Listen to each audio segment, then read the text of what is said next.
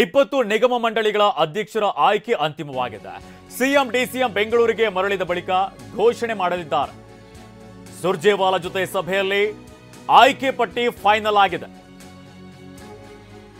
ದೆಹಲಿಯಲ್ಲಿ ಸುರ್ಜೇವಾಲಾ ನಿವಾಸದಲ್ಲಿ ಸಭೆ ನಡೆಸಲಾಗಿತ್ತು. ಸಭೆ ಮುಗಿಸಿ ಒಂದೇ ಕಾರಿನಲ್ಲಿ ಸಿಎಂ ಡಿಸಿಎಂ ತೆರಳಿದ್ದಾರೆ. ಇನ್ನು ಭದ್ರತಾ ಸಿಬ್ಬಂದಿ ವಾಹನವನ್ನ ಸಿಎಂ ವಾಪಸ್ ಕಳುಹಿಸಿದ್ದಾರೆ. ತೀವ್ರ ಚರ್ಚೆಯೂ ಕೂಡ ಆಗ್ತಾ ಇತ್ತು. ಇನ್ನೊಂದು ಕಡೆಯಲ್ಲಿ ತಮ್ಮ ತಮ್ಮ ಪಟ್ಟಿಗಳನ್ನ ಹೈಕಮಾಂಡ್ ನಾಯಕರಿಗೂ ಕೂಡ ಸಲ್ಲಿಸುವಂತ ಕೆಲಸವನ್ನ ಮಾಡಿದ್ರು.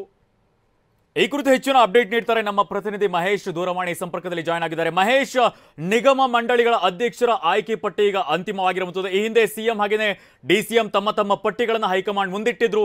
ಈಗ ಅಂತಿಮವಾಗಿದೆ. ಏನಿದೆ ಅಪ್ಡೇಟ್ಸ್ ಇದಕ್ಕೆ ಸಂಬಂಧಪಟ್ಟಂತೆ? ನಿತಿನ್, ಖಂಡಿತ ಸಂಜೆ ಸುಮಾರಿಗೆ ಬೆಂಗಳೂರಿಂದ ದೆಹಲಿಗೆ ಸಿಎಂ ಮತ್ತು ಡಿಸಿಎಂ ಒಂದೇ ವಿಮಾನದಲ್ಲಿ ಬಂದಿರುವಂತದ್ದು. ಇದಾದಂತಹ ಬಳಿಕ ನೇರವಾಗಿ ಸುರ್ಜೇವಾಲಾ ಮನೆಗೆ ತೆರಳಿ ಸುಮಾರು 1.5 ಗಂಟೆಗಳ ಕಾಲ ಒಂದು ಸಭೆ ಕೂಡ ಮಾಡಿರುವಂತದ್ದು. ಇದು 3ನೇ ಬಾರಿಗೆ ಮೀಟಿಂಗ್ ನಡೆದಿರುವಂತದ್ದು. ಅಂದ್ರೆ ಈ ಒಂದು ಮೀಟಿಂಗ್ ನಲ್ಲಿ ಸದ್ಯ ಸುಮಾರು 20 ನಿಗಮ ಮಂಡಳಿಗಳ ಅಧ್ಯಕ್ಷರ ನೇಮಕ ಪ್ರಕ್ರಿಯೆ ಮುಗಿದಿದೆ ಅನ್ನೋದು ಕೂಡ ಗೊತ್ತಾಗ್ತಾ ಇದೆ. ನಾಳೆ ಸಂಜೆ ಅಥವಾ ನಾಡ್ದು ಬೆಳಗ್ಗೆ ಸಿಎಂ ಡಿಸಿಎಂ ಬೆಂಗಳೂರಿಗೆ ವಾಪಸ್ ಆಗ್ತಾರೆ. ಈ ವೇಳೆ ಬೆಂಗಳೂರಿಗೆ ಬಂದಂತ ಅಧಿಕೃತವಾಗಿ ಘೋಷಣೆ ಆಗುವಂತ ಸಾಧ್ಯತೆ ಕೂಡ ಇರುವಂತದ್ದು. ಮತ್ತೆ ಬಾಕಿ ಇರುವಂತಹ ನಿಗಮ ಮಂಡಳಿ ನೇಮಕ ಸಂಬಂಧ ಇರುವಂತ ಇನ್ನೊಂದಷ್ಟು ಅಧ್ಯಕ್ಷರು ಮತ್ತೆ ಸದಸ್ಯರು ಕೂಡ ಬಾಕಿ ಇರುವಂತದ್ದು. ಅದು ಮುಂದಿನ ಹಂತದಲ್ಲಿ ಮಾಡೋಣ ಅನ್ನೋ ನಿರ್ಧಾರಕ್ಕೂ ಕೂಡ ಬಂದಿರುವಂತದ್ದು. ಸದ್ಯ ಈಗ ಸಭೆ ಮುಗಿದಂತ ಬಳಿಕ ಒಂದೇ ಕಾರಿನಲ್ಲಿ ಸಿಎಂ ಮತ್ತೆ ಡಿಸಿಎಂ ಮತ್ತೆ ಸುರ್ಜೇವಾಲಾ ಅವರು ಕೂಡ ಜೊತೆಗೆ ಒಂದು ಊಟಕ್ಕೂ ಕೂಡ ತೆರಳುವ ಅನ್ನೋದು ಮಾಹಿತಿ ಗೊತ್ತಾಗ್ತಾ ಇದೆ.